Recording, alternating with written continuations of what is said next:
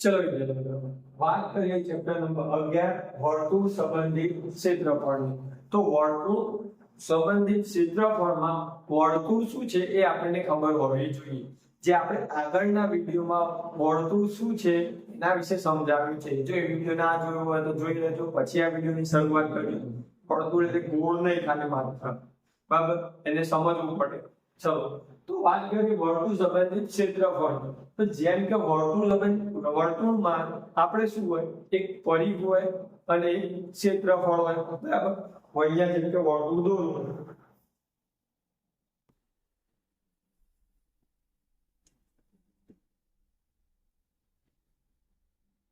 અહીંયા વર્તુળ દોરી જેમ વર્તુળમાં શું હોય, એક પરિઘ હોય અને એક ક્ષેત્રફળ। તો વર્તુળના પરિઘનું સૂત્ર શું થાય,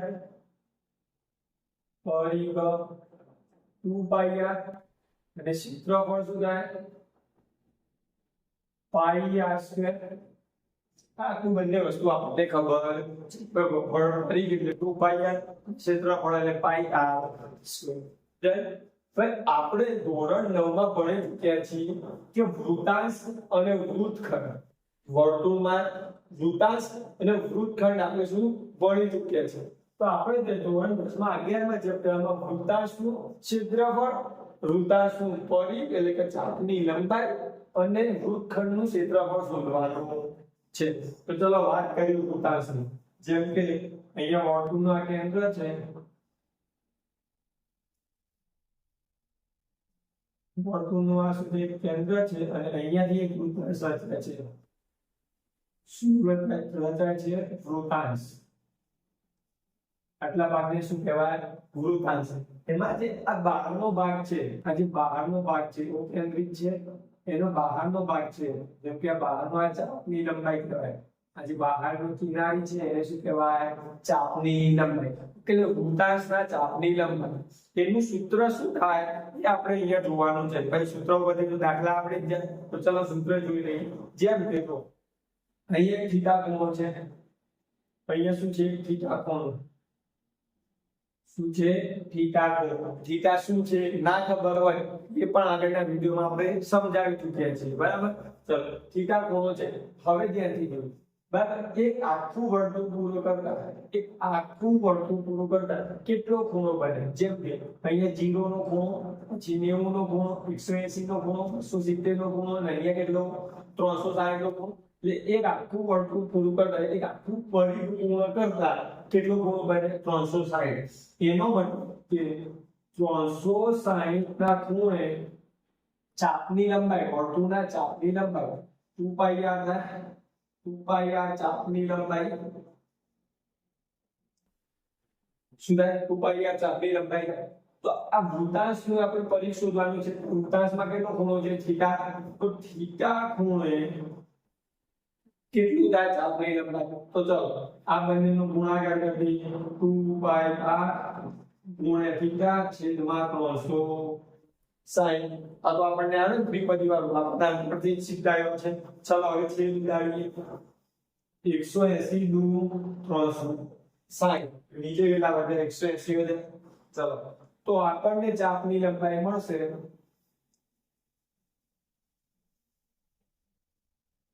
ચાપની લંબાઈ શું મળશે? ચાપની લંબાઈ πr થીટા છેદમાં 180।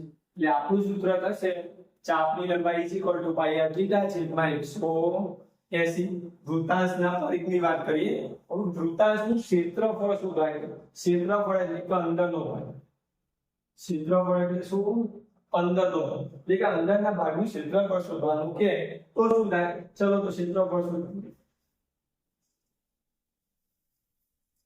ચલો તો વૃત્તાંશના ક્ષેત્રફળની વાત કરીએ। વૃત્તાંશનું ક્ષેત્રફળ, તો વૃત્તાંશનું ક્ષેત્રફળ વાત કરીએ એ જ રીતે જે રીતે આમાં નિયમ લગાવીએ આમાં નિયમ લગાવીએ કે 360 ખૂણે કેટલું ક્ષેત્રફળ થાય? ક્ષેત્રફળ વર્તુળનું કેટલું થાય? πr²। એટલે કે 360 ખૂણો હોય, શું 360 ખૂણો, ક્ષેત્રફળ કેટલું થાય? πr² ક્ષેત્રફળ થાય, બરાબર। πr² ક્ષેત્રફળ તો થીટા ખૂણે ક્ષેત્રફળ કેટલું થાય? તો થીટા ગુણ્યા કેટલું ક્ષેત્રફળ કેટલું થાય? તો આ બંનેનો ગુણાકાર પાઈ આર સ્ક્વેર ગુણ્યા થીટા છેદમાં 360. વૃત્તાંશના ક્ષેત્રફળનું સૂત્ર આપણને શું મળ્યું? વૃત્તાંશનું ક્ષેત્રફળ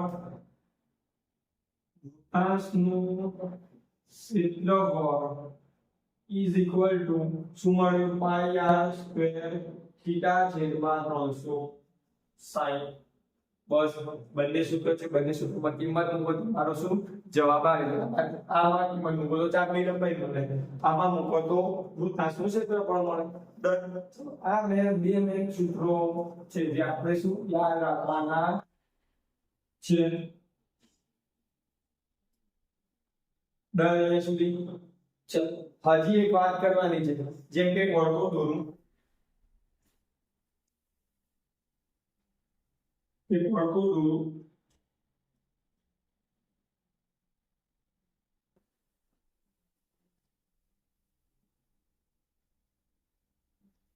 જેમ કે આ વર્તુળ છે, ઓ કેન્દ્ર વર્તુળ છે, એમાં આ નીચેના ભાગને આપણે શું કહેતા હતા? નીચેના ભાગને તો બીજા કલર દર્શાવો. નીચેના ભાગને આપણે શું કહેતા હતા? શું કહેતા હતા? વૃત્તખંડ કહેતા હતા. શું કહેતા હતા? વૃત્તખંડ કહેતા હતા ને. હા, તે નીચેના ભાગને આપણે શું કહેતા? વૃત્તખંડ. હવે વૃત્તખંડનું ક્ષેત્રફળ શોધવાનું કે શું? વૃત્તખંડનું ક્ષેત્રફળ શોધવાનું કે તો કેવી રીતે શોધવાનું? તો એના માટે કોઈ નવું સૂત્ર નથી. જેમ કે જોઈએ, ચાલો વૃત્તખંડનું ક્ષેત્રફળ બરાબર શું? વૃત્તખંડનું ક્ષેત્રફળ બરાબર જો વૃત્તખંડ એટલે કે આટલો ભાગ વૃત્તખંડ, એ આટલો ભાગ આમાં પણ હશે, એટલે આખું વૃત્તાંશ છે એમાંથી મારે ખાલી એટલો વૃત્તખંડનો ભાગ જોઈએ છે. એટલે અહીંયા જોઈએ છે, અહીંયા એક વૃત્તાંશ છે, આ શું છે? એક વૃત્તાંશ છે. આખો ભાગ શું છે? આખો ભાગ વૃત્તાંશ છે ને, આખો ભાગ તો વૃત્તાંશ છે. તો હું આખા ભાગના વૃત્તાંશ માટે ઉપરનો ભાગ શું છે? ત્રિકોણ છે. ત્રિકોણનું ક્ષેત્રફળ દૂર કરું તો મને વૃત્તખંડનું ક્ષેત્રફળ મળે ને. ઓબ્વિયસલી આખા વૃત્તાંશના ક્ષેત્રફળમાંથી હું ત્રિકોણનું ક્ષેત્રફળ દૂર કરતો તો વૃત્તખંડનું ક્ષેત્રફળ મળે. તો હા મળે. તો ચલો એ જ આપણું સૂત્ર છે કે વૃત્તખંડનું ક્ષેત્રફળ બરાબર વૃત્તાંશનું ક્ષેત્રફળ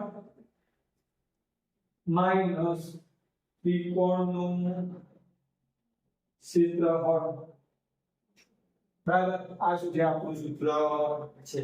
તો આ સૂત્ર પર શું આપણે યાદ રાખવાનું છે? ડન. અહીંયા સુધી બસ. આ તમારા આટલું જે સૂત્રો મેઇન છે એમાં કિંમત મૂકો, જવાબ આવી જશે. વધારે દાખલા પણ છે નહીં. તો હવે વાત કરીએ ચેપ્ટર નંબર 12 પૃષ્ઠફળ અને ઘનફળ.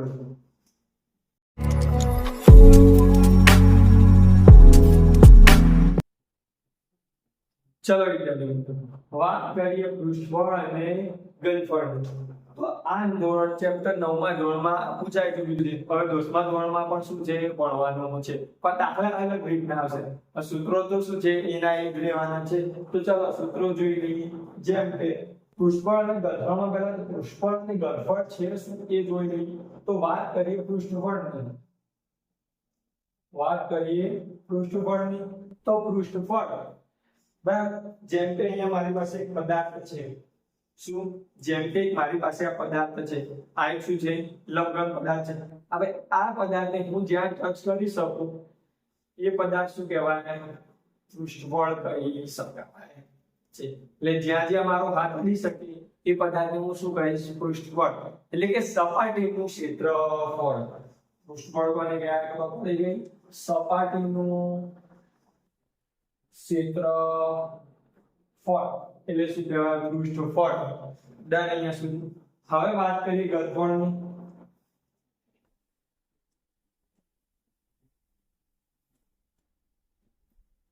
ઘનફળ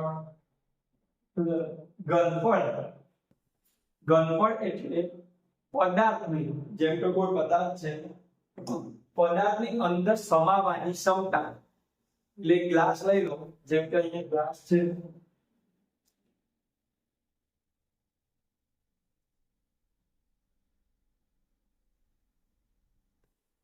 બરાબર, એક પદાર્થ છે, બરાબર, અહીંયા એક પદાર્થ છે.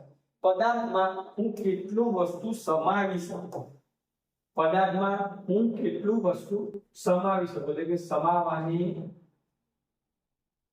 ક્ષમતા. પદાર્થમાં હું કેટલું વસ્તુ સમાવી શકું એને કહેવાય પદાર્થ ઘનફળ. શું? પદાર્થનું ઘનફળ. એટલે સમાવાની ક્ષમતા એટલે શું કહેવાય? ઘનફળ.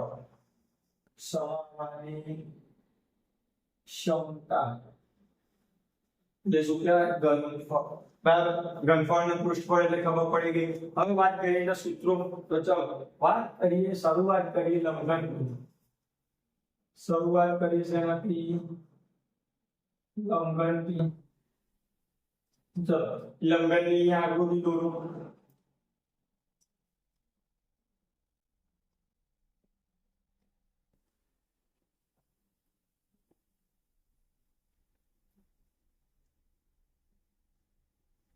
આ શું છે? એક પ્રકારનું લંબન છે, બરાબર, જે અહીંયા અમારી પાસે હતું એ લંબન. આ શું છે? લંબન. લંબનમાં શું હોય? એક લંબાઈ હોય, એક લંબાઈ હોય, એક ઊંચાઈ હોય અને એક શું હોય? પહોળાઈ હોય. આ પહોળાઈ, આ લંબાઈ અને આ શું કહેવાય? એની ઊંચાઈ. એ જ વસ્તુ આમાં બરાબર લંબનમાં લંબાઈ, પહોળાઈ અને શું હોય? ઊંચાઈ. આટલું રહેવાનું. તો એના ઉપરથી એનું લંબનનું કુલ પૃષ્ઠફળ કેટલું થશે? લંબનનું શું? કુલ પૃષ્ઠફળ. તો એનું સૂત્ર તો આપણને ખબર જ છે, 2 કૌંસમાં LB plus BH plus HF. આ શું છે? લંબનનું કુલ પૃષ્ઠફળ. હવે પાર્શ્વ પૃષ્ઠફળ એટલે શું? પાર્શ્વ પૃષ્ઠફળ. ઘણા વિદ્યાર્થીઓને કન્ફ્યુઝન કે પાર્શ્વ પૃષ્ઠફળ, પાર્શ્વનો મતલબ જ કોને કહેવાય? પાર્શ્વ એટલે કે ફરતી સપાટીનું ક્ષેત્રફળ. પાર્શ્વ એટલે કે ફરતી સપાટીનું ક્ષેત્રફળ, જેમાં ઉપરનો ભાગ અને નીચેનો ભાગ આવે ને, એટલે આજુબાજુ જે ફરતી સપાટીનું શું છે? ક્ષેત્રફળ. તો ફરતી સપાટીનું ક્ષેત્રફળમાં જો નીચે લંબાઈ અને પહોળાઈ હોય, ઉપર પણ લંબાઈ અને પહોળાઈ હોય, સીધા નીકળી જાય. એ શું? લંબાઈ અને પહોળાઈ નીકળી ગયું તો શું વધ્યું અંદર? 2 કૌંસમાં BH પ્લસ HF. એટલે આપણને નવું સૂત્ર મળ્યું. 2 શું કોમન નીકળે? H. તો કૌંસમાં વધ્યું L પ્લસ B. ઊંધું આવ્યું D પ્લસ L લખો, L પ્લસ B લખો, કોઈ ફરક નહીં. બરાબર, આપણે નવું સૂત્ર મળ્યું. હવે લંબનનું ઘનફળની વાત કરીએ. લંબનના ઘનફળ એટલે કે સમાવાની સંખ્યા. લંબાઈ અને ઊંચાઈનો ગુણાકાર જે સમાઈ શકે એટલે કે LBH. આ સુધી વાત કરી લંબનની. હવે વાત કરીએ સમઘનની.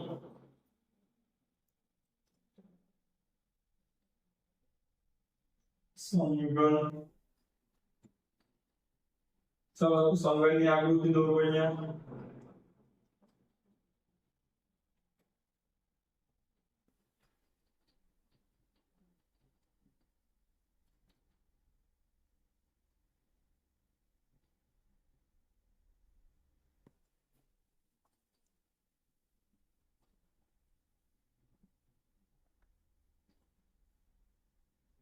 શું છે આ? સમઘન. તો સમઘનમાં શું હોય? બધી બાજુ સરખી જ હોય એટલે એને L કહી દઉં. બધી બાજુની L કહી દઉં. બધી બાજુ શું હોય? L જ હોય. બધી બાજુ સરખી જ હોય એટલે તો સમઘન કહેવાય. તો સમઘનનું શું કુલ પૃષ્ઠફળ કેટલું થશે? કુલ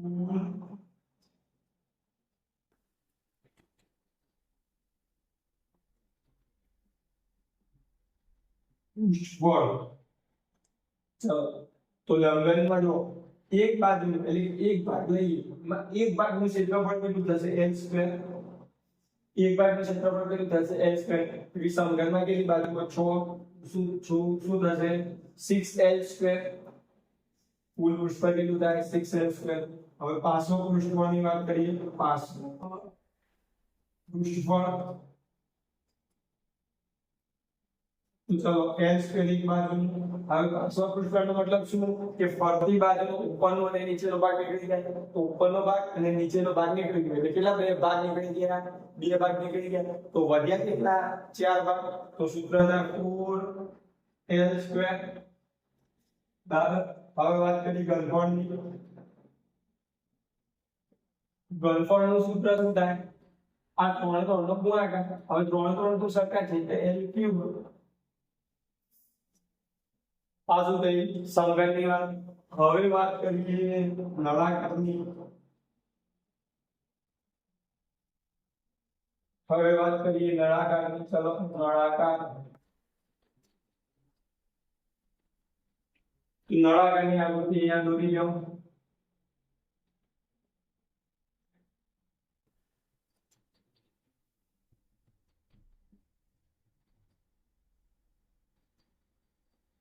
આ શું છે નળાકાર. તો નળાકારમાં આવે શું, ઊંચાઈ, ત્રિજ્યા, બીજું કઈ આવે નહીં બરાબર, બે વર્તુળ આવે અને બે બાજુ એટલે કે ઊંચાઈ એટલે વક્ર સપાટી. હવે જ્યારે કોઈ ગોળ સપાટી એટલે કે વક્ર સપાટીની વાત થાય ત્યારે એમાં સ્વપૃષ્ઠફળ આપે ને, સ્વપૃષ્ઠફળ એટલે કે ફરતી સપાટી કહેવાય. આમાં તો શું છે વક્ર સપાટી, તો આમાં આવશે વક્ર સપાટીનું ક્ષેત્રફળ. વક્ર સપાટીનું ક્ષેત્રફળ વક્ર સપાટી એટલે સ્વપૃષ્ઠફળ કહી શકો બરાબર. તો વક્ર સપાટી એટલે કે ફરતી સપાટીનું ક્ષેત્રફળ, તો ફરતી સપાટીનું ક્ષેત્રફળ શું થાય 2πr h.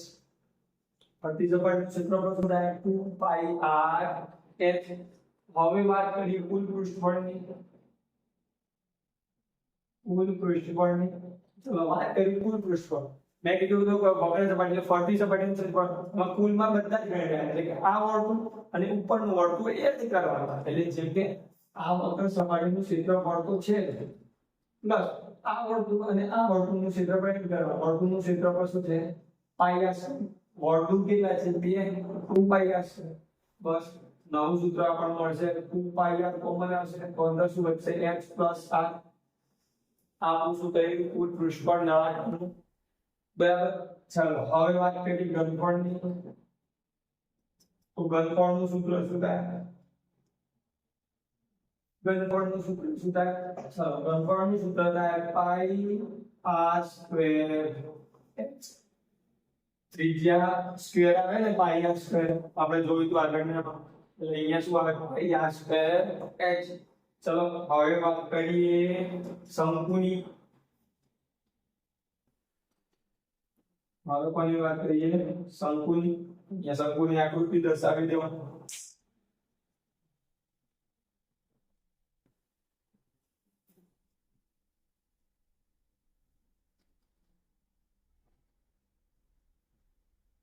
બરાબર. તો હવે શંકુમાં શું હોય, એક ત્રિજ્યા હોય,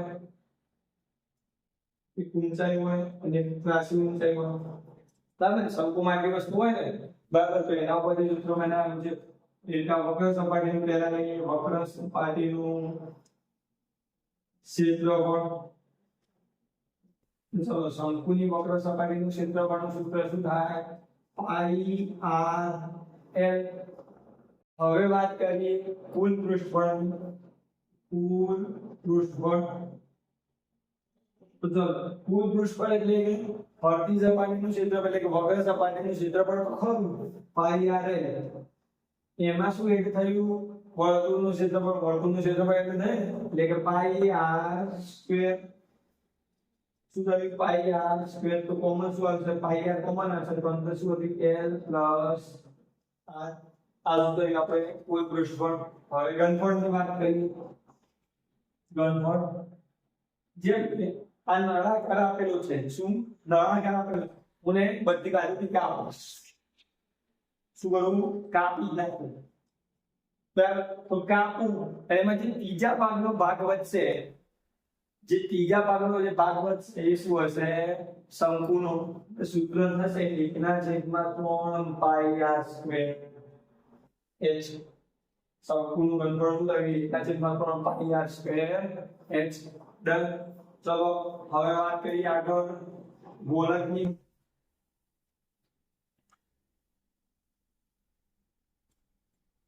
ગોલક બરાબર. હવે ગોલક ની આકૃતિ દોરી દો અહીંયા.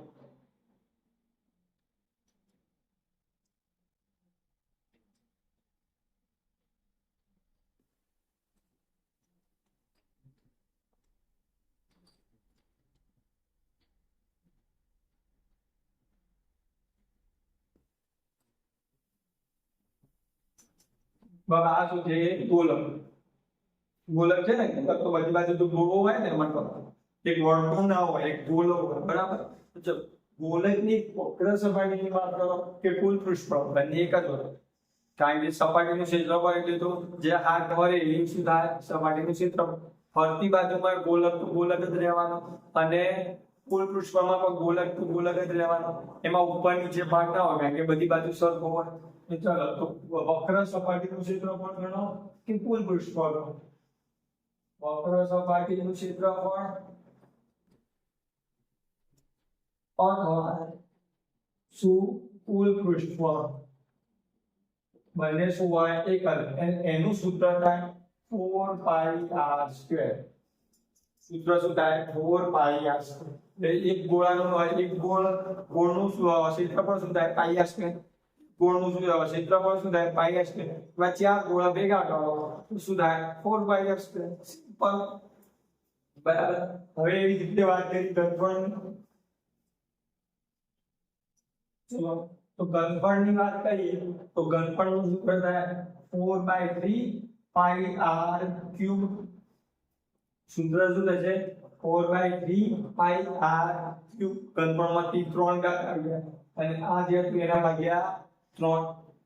બરાબર. હવે વાત કરીએ અર્ધગોલકની. અર્ધગોલક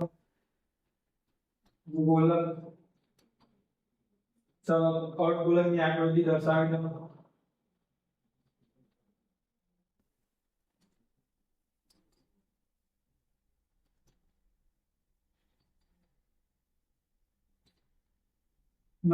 તો અર્ધગોલકમાં જો હવે અર્ધગોલકની અહીંયા પણ ત્રિજ્યા અહીંયા પણ ત્રિજ્યા. આ શું છે અર્ધગોલક. તો અર્ધગોલકની વક્ર સપાટીનું ક્ષેત્રફળ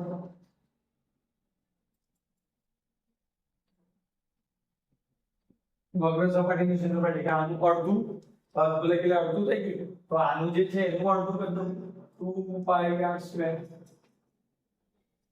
બાના ભાગે કે તો બે બે નો છે તૂટી જાય છે. આ બે દુચિયા થાય ને એટલે 2πr².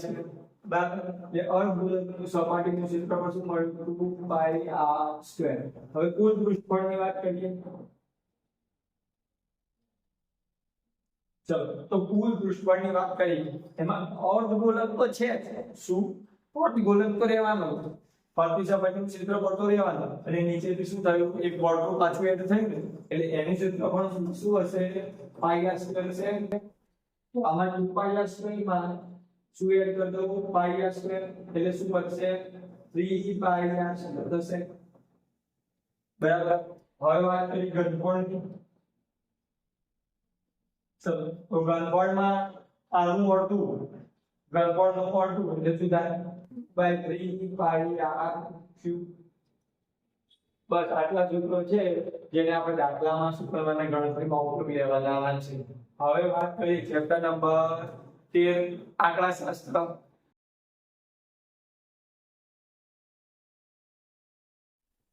ચલો વાત કરીએ આંકડાશાસ્ત્ર ચેપ્ટર નંબર 13. તો તમે આંકડાશાસ્ત્ર આગળના ધોરણ 9 માં ભણી ચૂક્યા છો બરાબર.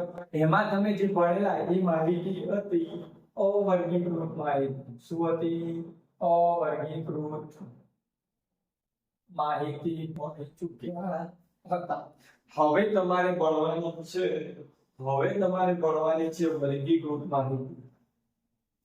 હવે કઈ માહિતી ભણવાની વર્ગીકૃત માહિતી. તો ધોરણ 9 માં આપણે વર્ગીકૃત માહિતીમાં ધોરણ 10 માં વર્ગીકૃત માહિતીમાં મધ્યસ્થ અને બહુલક વિશે આપણે શું કરવાનું છે ભણવાનું છે બરાબર. તો ચલો વાત કરીએ મધ્યકની. મધ્યકના ધોરણ 9 માં આપણે આગળનામાં જે રીત હતી એના કરતા વર્ગીકૃત માહિતીમાં રીત અલગ છે. વર્ગીકૃત માહિતીમાં તમારે સૂત્રો આપી દીધા છે, બરાબર. વર્ગીકૃત માહિતીમાં સૂત્ર અપ્લાય કરવાનું અને સૂત્રમાં કિંમત મૂકવાની. તમારો જવાબ આ જવાબ સૌથી ઈઝી ચેપ્ટર છે અને સૌથી વધારે માર્ક્સ આપે એવું ચેપ્ટર છે, બરાબર, આંકડાશાસ્ત્ર. ચલો હવે વાત કરીએ વર્ગીકૃત માહિતીમાં. એમાં વર્ગીકૃત માહિતીમાં વાત કરીએ મધ્યકની. કોની વાત કરીએ? મધ્યકની. ચલો તો મધ્યકમાં 3 રીતો છે. મધ્યકમાં કેટલી રીતો છે? 3 રીતો. હવે 3 રીતથી જવાબ તો એક જ આવશે, બરાબર. 3 રીતના 3 સૂત્રો છે. 3 સૂત્રો તમે ગમે તે દાખલો કરો, બરાબર, પણ જવાબ તો શું આવશે? એક જ આવશે. જેમ કે 3 રીતના નામ છે. એક સીધી રીત, બીજી છે ધારેલા મધ્યકની રીત,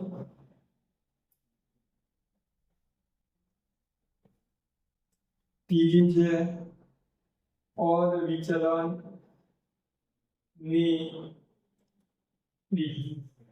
3 રીતો છે જે આપણે ભણવાની છે, બરાબર. 3 રીત બધી દાખલો ગણો તો જવાબ એક જ આવશે, બરાબર. આમાં આગળ રીત અપ્લાય કરો, આ રીત અપ્લાય કરો, આ રીત, જવાબ તો સરખો જ આવશે. હવે 3 રીતના સૂત્રો છે. જેમ કે આપણે મધ્યકને શું કહીએ? x બાર તરીકે કહીએ છીએ ને, x બાર. તો x bar is equal to sigma fi xi છેદમાં સિગ્મા fi. સૂત્ર શું છે? Sigma x bar is equal to sigma fi xi ભાગ્યા સિગ્મા f. હવે ઘણા લોકો સિગ્મા fi ના જગ્યાએ શું લખે છે? l લખે છે, બરાબર. હું પણ એને જ લખું છું. હા, તો સમજાવવા માટે પૂરેપૂરી શરૂઆતમાં માહિતીમાં લખ્યું, બરાબર. તો એની જગ્યાએ તમે શું લખી શકો? l લખી શકો. જે સૂત્ર થાય સિગ્મા fi xi છેદમાં l છેદમાં l, બરાબર. એવી રીતે આમાં ધારેલા મધ્યકની રીત x bar is equal to a plus sigma fi di છેદમાં n. સૂત્ર શું છે? x bar is equal to a plus sigma fi di છેદમાં n, બરાબર. ચાલો હવે આનું સૂત્ર છે x bar is equal to a plus sigma fi uy છેદમાં n ગુણ્યા x. સૂત્ર શું છે? x bar is equal to a plus sigma fi uy છેદમાં n ગુણ્યા x. હવે આમાં તો કે ભાઈ આમાં નવું છે બધું. આ શું છે? નવું છે. તો આપણને ખબર છે ભાઈ કે xi એટલે મધ્ય કિંમતો, બરાબર. xi એટલે શું કહેવાય? મધ્ય કિંમતો ભણેલા ને, તો અહીંયા લખી દો ભાઈ xi એટલે મધ્ય કિંમત, બરાબર. fi એટલે આવૃત્તિ, fi એટલે આવૃત્તિ, a એટલે ધારેલી કિંમત, ધારેલી મધ્ય કિંમત. a નો મતલબ શું થાય? ધારેલી મધ્ય કિંમત. એનો મતલબ શું થાય? ધારેલી મધ્ય કિંમત. હવે ui નો મતલબ શું થાય? ui એટલે ui શોધવાનું છે. એને xi ui ની જગ્યાએ સોરી di છે ને, હજી di છે, અહીંયા di બાકી રહ્યું. di એટલે બરાબર, di એટલે જેમ કે સૂત્ર છે xi માઈનસ a. di એટલે xi માઈનસ a. સૂત્ર છે કે di ની કિંમત xi માઈનસ a થી મળશે, બરાબર. xi એટલે શું છે ખબર છે? હવે ui આપણને કેવી ખબર છે? xi માઈનસ a છેદમાં h. xi માઈનસ a છેદમાં h. આગળ કન્ફ્યુઝન નથી ને? હવે n એટલે તો ખબર જ છે, n એટલે કુલ આવૃત્તિ, n એટલે કુલ આવૃત્તિ, એટલે આવૃત્તિ, n એટલે કુલ આવૃત્તિ. સિગ્મા છે, સિગ્મા એટલે કુલ આવૃત્તિ થાય, બરાબર. જેને સિગ્માને સમેશન પણ કહી શકાય, બરાબર. કોમ્પ્યુટર લેંગ્વેજમાં સમેશન લખો, સમ લખો ને એટલે હવે વાત કરીએ મધ્યસ્થની. હવે વાત કરીએ મધ્યસ્થની ચાલો તો મધ્યસ્થની વાત કરીએ તો મધ્યસ્થમાં એક સૂત્ર છે, સૂત્રમાં કિંમત મૂકો તમારો જવાબ હાજર. ચલો તો સૂત્ર લખી દો. m is equal to l plus કૌંસમાં n/2 minus cf છેદમાં f ગુણ્યા h. બરાબર. સૂત્ર શું છે? m is equal to l plus કૌંસમાં n/2 minus cf છેદમાં f ગુણ્યા h. બરાબર. ચાલો હવે ક્લિયર.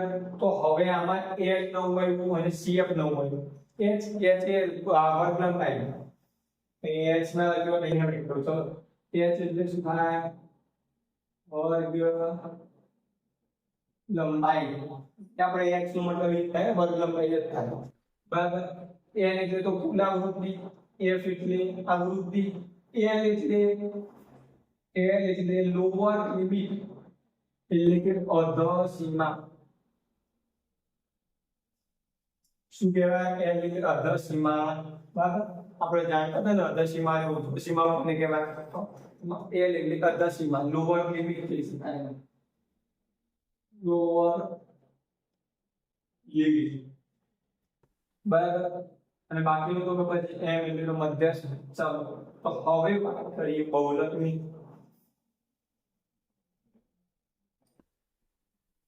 બહુલક. બરાબર. ચલો બહુલકની વાત કરીએ તો બહુલકનું સૂત્ર છે z is equal to l plus f1 minus f0 છેદમાં 2f1 minus f0 minus f2 ગુણ્યા h. બરાબર. સૂત્ર શું છે? z is equal to l plus f1 minus f0 ભાગ્યા 2f1 minus f0 minus f2 ગુણ્યા h. હવે ચલો l એટલે તો અધર સીમા ખબર છે, h એટલે તો વર્ગ લંબાઈ એ પણ ખબર છે, z એટલે બહુલક ખબર છે, અંતરની કિંમત ખબર નથી. તો ચલો એની વાત કરીએ. f1 એટલે આવૃત્તિ. f1 એટલે શું? આવૃત્તિ. f0 એટલે ઉપરની આવૃત્તિ એટલે કે આગળની આવૃત્તિ. જે f1 ના આગળ હોય ને, જેમ કે આપણે સિક્વન્સમાં આગળ લખી દેવાનું f0 f1 f2. તો f1 ના આવૃત્તિ, f0 ની f1 ના ઉપરની આવૃત્તિ અને f2 એટલે f1 ના નીચેની આવૃત્તિ. તો f2 ની વાત કરીએ તો એ નીચેની આવૃત્તિ. બરાબર. ડન સુધી બીજું કોઈ બાકી રહેતું નથી. બરાબર. આ ત્રણ સૂત્રો છે, આ ત્રણ રીતો છે. ત્રણ સૂત્રોમાં એક રીતમાં ત્રણ સૂત્રો છે, આના એક સૂત્ર છે. બરાબર. જે એક્ઝામ્પલમાં આપણે સૂત્ર તરીકે એપ્લાય કરવાના છે. સૌથી ધોરણ 10 ના બધા ચેપ્ટરમાંથી સૌથી વધારે માર્ક્સ આપતું ચેપ્ટર આંકડાશાસ્ત્ર. બરાબર. ધોરણ 11 કોમર્સમાં કોઈ સબ્જેક્ટ આવશે, આખી બુક આવશે. બરાબર. એક વિષય કે ભાઈ આંકડાશાસ્ત્ર, જેમ ગણિત વિષય છે ને, વિજ્ઞાન વિષય છે, એ આગળ વિષય આવશે આંકડાશાસ્ત્ર. 11 12 માં પણ આંકડાશાસ્ત્ર આવશે, પણ ચેપ્ટર સ્વરૂપે આવશે. એના ઘણા બધા ચેપ્ટર છે આંકડાશાસ્ત્રના. એવું નહીં કે ભાઈ 11 બાદ સાયન્સમાં નહીં આવે, એમાં પણ આંકડાશાસ્ત્ર આવશે. અહીંયા સમજ પડી ગઈ. હવે વાત કરીએ ચેપ્ટર નંબર 14 સંભાવના.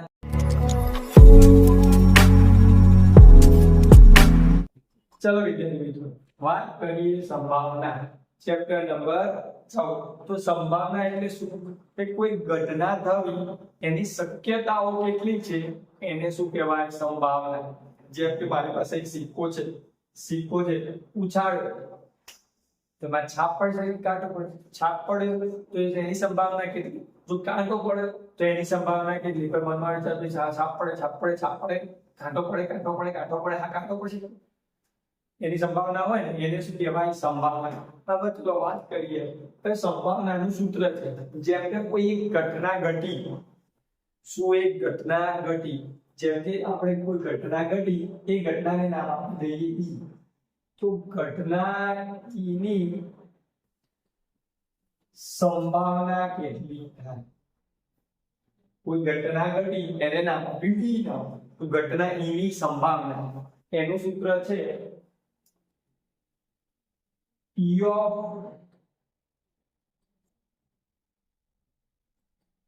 of E. ये करना है એટલે ઈ હશે બરાબર. P of E is equal to ઘટના ઈની સાનુકૂળ પરિણામ છેદમાં કુલ પરિણામ. સાનુકૂળ એટલે કે સત્ય પરિણામ બરાબર. ચોપડીમાં જે સૂત્ર આપ્યું છે અહીંયા લખ્યું, પણ તમે આની જગ્યાએ આટલું લખી શકો, આની જગ્યાએ કોઈ બીજું પણ લખી શકો.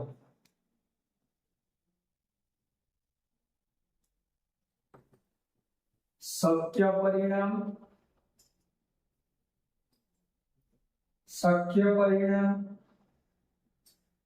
છેદમાં કુલ પરિણામ. આ સૂત્ર શું છે? સાચું છે. આની જગ્યાએ આ લખી શકો, કોઈ એક માર્ક્સ આપી શકે. અહીંયા આ લખવાનું કારણ કે ત્યાં ચોપડીમાં આપ્યું છે, હવે ચોપડી પ્રમાણે આપણે ચાલવું પડે બરાબર. ચલો આ પણ તમે સૂત્ર લખી શકો. હવે સંભાવનામાં અલગ અલગ પ્રકાર છે, એના વિશે પણ જાણીએ. ચલો એમાં પહેલો પ્રકાર છે પ્રાથમિક પ્રકાર. વાત કરીએ પ્રાથમિક ઘટના, કોની વાત કરીએ? પ્રાથમિક ઘટના. જેમ કે એક સિક્કાનું ઉદાહરણ લઈએ. જેમ કે એક સિક્કો છે. શું છે? સિક્કો.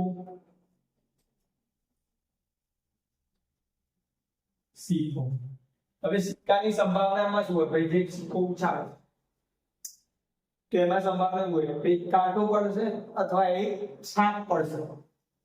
કાંટો પડશે અથવા છાપ પડશે બરાબર. બંને સાથે તો પડવાના નથી.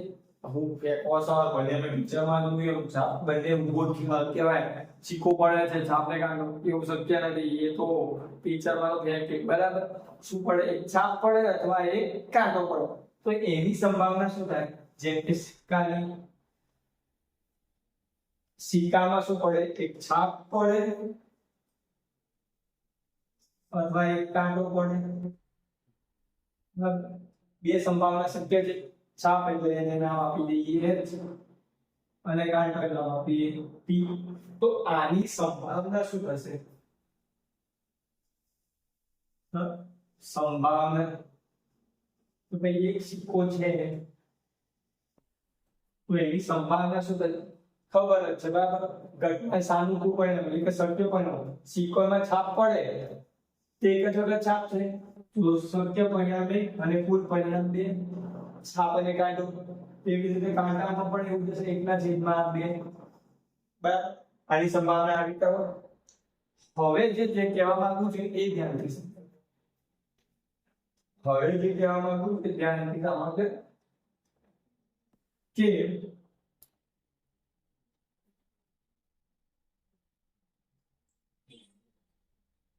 દરેક પ્રાથમિક ઘટનાનો સરવાળો હંમેશા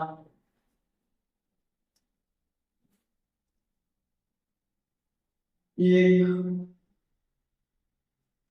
હોય. બરાબર. કોઈ પ્રાથમિક ઘટના છે તો દરેક પ્રાથમિક ઘટનાનો સરવાળો શું હોય? હંમેશા એક જ હોય. જોઈ લો, અડધું વત્તા અડધું આખો એટલે એક. હવે હાફ પ્લસ હાફ 1 અહીંયા જોઈએ તો ગણતરી કરી. હાફ પ્લસ હાફ પ્લસ આ બે એટલે 1 પ્લસ 1 1 પ્લસ 1 2 2 કે 2 એટલે 1 2 ભાગ્યા 2 એટલે શું આવ્યું? 1 આવ્યો. એટલે દરેક પ્રાથમિક ઘટનાનો સરવાળો હંમેશા શું હોય? એક જ હોય. હવે વાત કરીએ બીજી ઘટનાઓ, જેમ કે પૂરક ઘટનાઓ. શું વાત કરીએ? પૂરક ઘટનાઓ.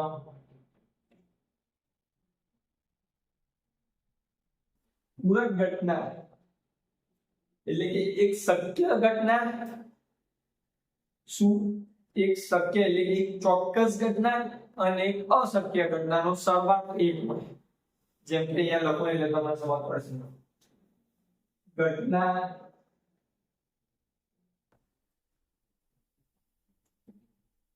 એની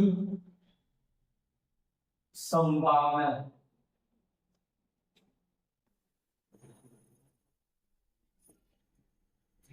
પ્લસ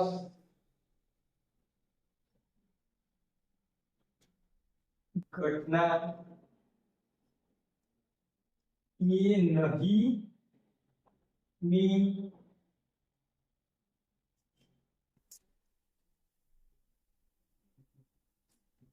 સંભાવના is equal to 1 is equal to 1. એટલે ઘટના એ જે શક્ય થાય છે અને એના સામે જે શક્ય નથી. બરાબર. જે ઉદાહરણ લઈએ, સૂર્ય પૂર્વમાંથી ઉગ્યો. સૂર્ય શું પૂર્વમાંથી ઉગ્યો, તો ઘટના એ નહીં શું એટલે કે જે શક્ય નથી કે સૂર્ય પશ્ચિમમાંથી ક્યારે ઉગી શકે નહીં. સૂર્ય તો પૂર્વમાંથી ઉગ્યો ને, તો પશ્ચિમમાંથી ઉગ્યો નહીં. એટલે સૂર્ય પૂર્વમાંથી ઉગ્યો એની પૂરક ઘટના શું કહેવાય કે સૂર્ય પશ્ચિમમાંથી ઉગ્યો નહીં. એની પૂરક ઘટના કહેવાય. પણ બંનેનો સરવાળો કરું તો શું મળે? એટલે કે એનું સૂત્ર છે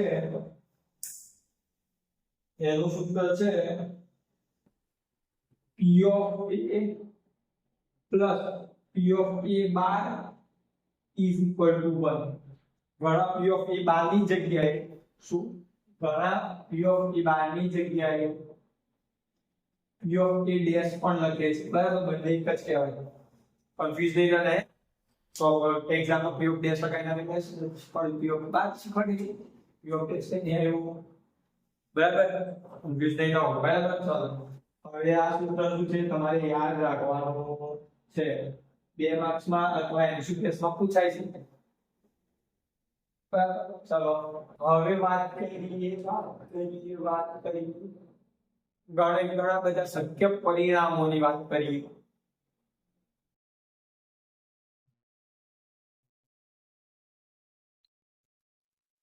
ચલો હવે વાત કરીએ સિક્કાઓ.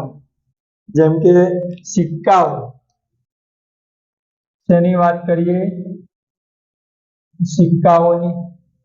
જેમ કે એક સિક્કો લઉં છું અને એને ઉછાળું તો મેં કેટલા પરિણામ આવશે?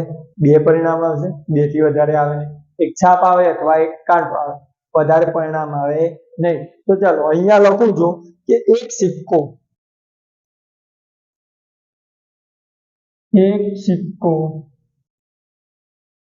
એક વાર ઉછાળતા મળતા પરિણામની સંખ્યા કેટલી થાય? હમણાં જ વાત કરી. એક સિક્કો ઉછાળું તો 2 પરિણામ મળે, એક છાપ અને કાંટો. તો શું કેટલા પરિણામ મળે મને? 2 પરિણામ મળે. એક છાપ અને એક કાંટો, હેડ એન્ડ ટેલ. એના સિવાય કઈ મળે નહીં. એક સિક્કો શું હવે તો શું એક સિક્કો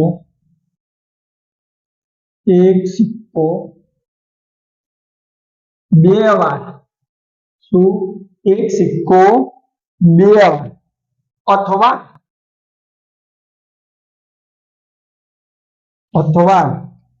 2 સિક્કા 1 વાર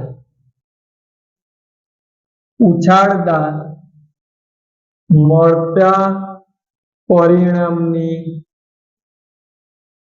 સંખ્યા. ત્યારે પરિણામ શું મળે? જેમ કે એક સિક્કો છે, હું 2 વાર ઉછાળું ત્યારે શું પરિણામ મળે? અથવા 2 સિક્કા 1 વાર ઉછાળું ત્યારે શું પરિણામ? બંને એક જ કહેવાય. એક્ઝામમાં બોર્ડમાં પૂછાય તો કન્ફ્યુઝ નહીં થવું. હવે એક સિક્કો 2 વાર ઉછાળો અથવા 2 સિક્કા 1 વાર ઉછાળો, પરિણામ તો સરખા જ મળશે. તો ચલો વાત કરીએ કેટલા પરિણામ મળે. જેમ કે હું એક સિક્કો 2 વાર ઉછાળું તો મને બંને ઉપર હેડ મળ્યો એટલે કે છાપ. હેડ એટલે શું? હેડ એટલે છાપ અને ટેલ ટી એટલે કાંટો, આ વસ્તુ ખબર જ છે ને? હા, એટલે હેડ એટલે બંને ઉપર છાપ મળી, બરાબર. હવે પાછો ઉછાળ્યો તો એક ઉપર છાપ મળી, એક ઉપર કાંટો મળ્યો, એટલે હેડ અને ટેલ. હવે એક ઉપર ટેલ અને એક ઉપર છાપ. હવે પાછો ઉછાળ્યો બંને ઉપર ટેલ મળે. આના સિવાય બીજા કોઈ પરિણામ શક્ય છે? ના. ચાર જ પરિણામ આપણને શું મળે? એટલે કે કેટલા પરિણામ મળ્યા? 4 પરિણામ. ડન. ચાલો હવે વાત કરીએ એક સિક્કો 3 વાર ઉછાળતા, એટલે કે એક સિક્કો 3 વાર અથવા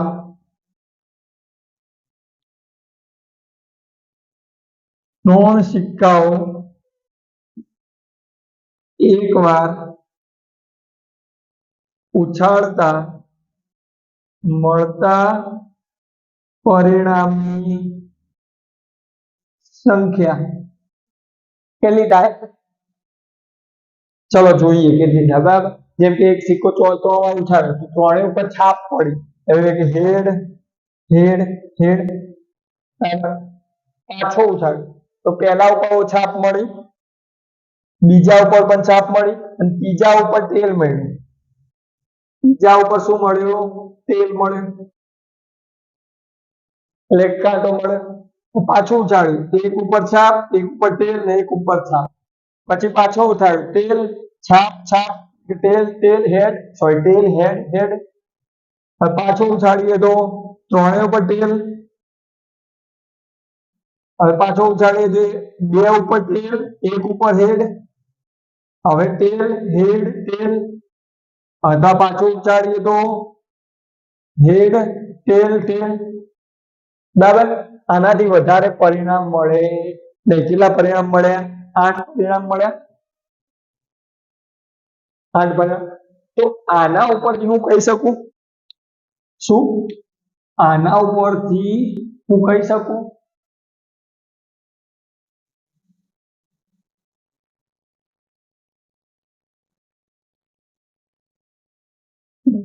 બરાબર. આના ઉપરથી હું કહી શકું કે સિક્કાઓ માટે પરિણામનું સૂત્ર, પરિણામનું સૂત્ર શું મળે મને? 2 ની n ઘાત મળી શકે. એમાં n છે ને, જ્યાં n સિક્કાઓ ઉછાળવાની સંખ્યા, એટલે જેમ કે જો હું n ની જગ્યાએ 1 લઉં, એટલે એક વાર સિક્કો ઉછાળો તો એની જગ્યાએ કેટલા લેવાની? તો 2 ની 1 ઘાત, એટલે કેટલા મળે? 2 મળે. હવે 2 વાર સિક્કો ઉછાળે એટલે 2 ની 2 ઘાત, 2 ની 2 ઘાત એટલે 2 ની 2 ઘાત એટલે કેટલા મળ્યા? 4. હવે 3 વાર ઉછાળ્યો તો 2 ની 3 ઘાત એટલે કેટલા મળે? 8. ક્લિયર? એટલે સૂત્ર આપણે કહી શકીએ. એટલે હવે એક્ઝામમાં એક માર્ક્સમાં પૂછી દે કે સિક્કો 5 વાર ઉછાળીએ તો એના પરિણામ કેટલા?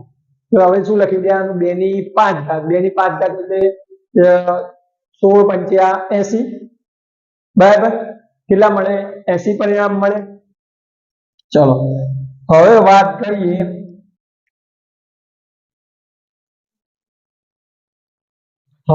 કરીએ પાસાઓની. કોની વાત કરીએ? પાસાઓ. કોની વાત કરીએ? પાસાઓ. જેમ કે જેમ સિક્કો ઉછાળ્યો તો હવે આપણે શું ઉછાળવાના છે? પાસા. બરાબર. તો ચલો પાસા ઉછાળીએ તેમાં એક પાસો એક વાર ઉછાળતા મળતા પરિણામની સંખ્યા કેટલી થાય? કેટલી થાય? કે પાસાની કેટલી બાજુઓ? 6 હોય તો એક પાસા ઉપર 1 બિંદુ, બીજા પાસા પર 2 બિંદુ, ત્રીજા પાસા પર 3, ચોથા પાસા પર 4 બિંદુ, પાંચમા પાસા ઉપર એટલે પાંચમા ભાગ ઉપર 5, છઠ્ઠા ભાગ ઉપર 6. બરાબર. એટલે કે 6 પરિણામ મળે આપણને. કેટલા મળે 6 જેમ કે 1 2 3 4 5 અને 6 આનાથી વધારે મળે નહીં પણ જો શું પણ જો એક પાસાને એક પાસું બે વાર અથવા શું એક પાસું બે વાર અથવા બે પાસાઓ એક વાર ઉછાળતા મળતા પરિણામની સંખ્યા એટલે કે પરિણામ કેટલી સંખ્યા મળે ચલો જોઈએ બરાબર જેમ કે મેં બે પાસા લીધા બે પાસા ઉછાળે તો એક પાસા ઉપર એક આવે બીજા પાસા ઉપર પણ એક આવી શકે આ પરિણામ શક્ય છે ને બરાબર એટલે એક એક પાછું ઉછાળ્યું એક ઉપર એક બીજા ઉપર બે એટલે 1 3 1 4 1 5 1 6 આવા પરિણામ મળી શકે હવે પાછા ઉછાળો તો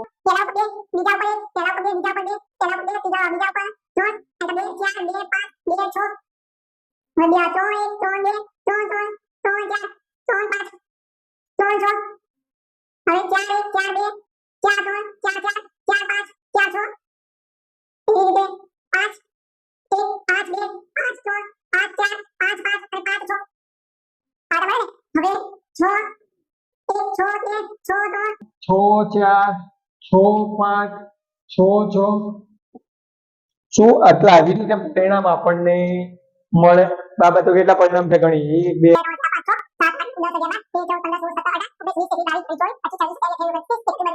અને 36 પરિણામ આપણને શું મળે છે પાસા બે વાર ઉછાળીએ તો મળે એટલે કેટલા પરિણામ મળે 36 એટલે કે 36 તો આ પરિણામો પરથી હું જે આમાં સિક્કાઓમાં પરિણામનું સૂત્ર શોધેલું એટલે પાસામાં પણ મળી જાય મને એટલે કે પાસાનું સોરી રેડ કલર એટલે કોઈ એક જેવું લાગે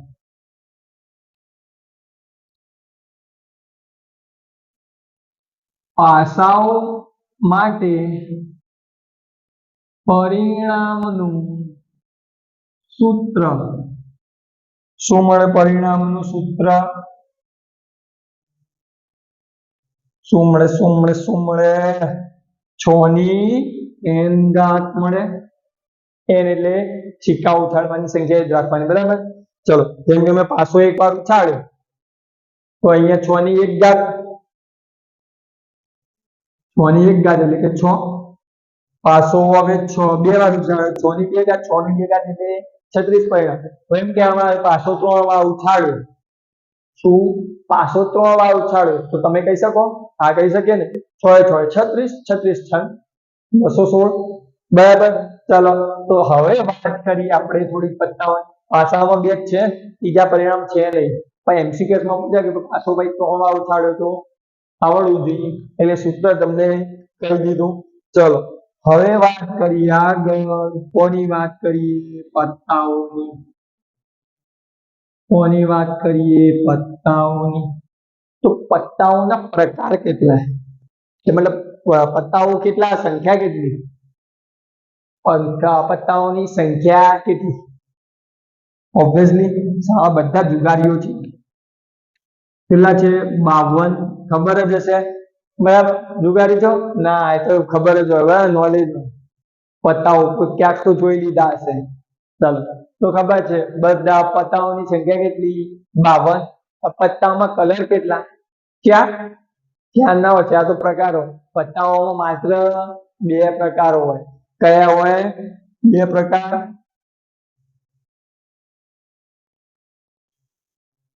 કયા પ્રકાર હોય એક હોય લાલ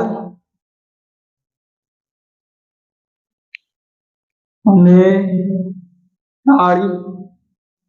કાળો કલર હોય એક લાલ કલર હોય એક કાળો કલર હોય એમાં સંખ્યા કેટલી લાલ કલરના પત્તા કેટલા 26 અને કાળા કલરના પણ કેટલા 26 હોય ને બરાબર પછી લાલ કલરમાં પ્રકાર કેટલા? બે.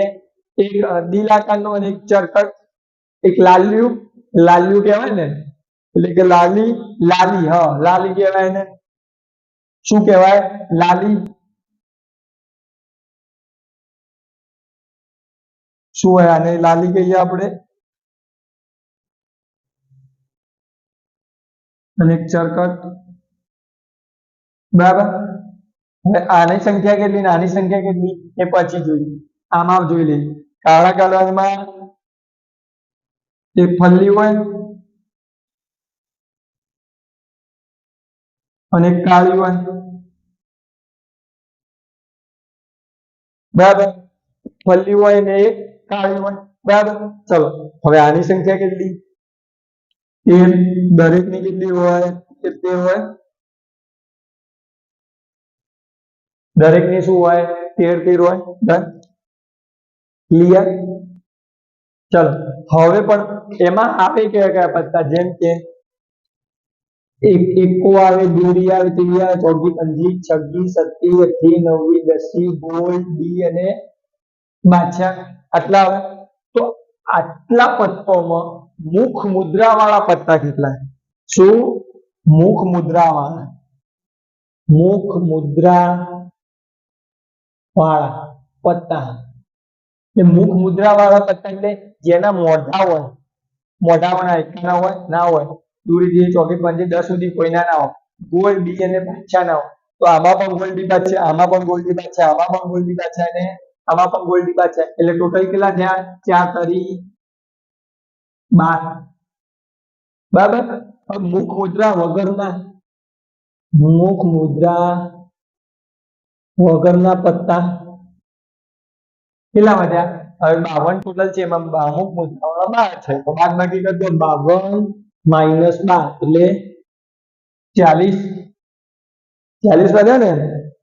બરાબર. આટલું ખાલી આપણે સંભાવના યાદ રાખવાનું છે. એના ઉપરથી દાખલા છે સંભાવનાના.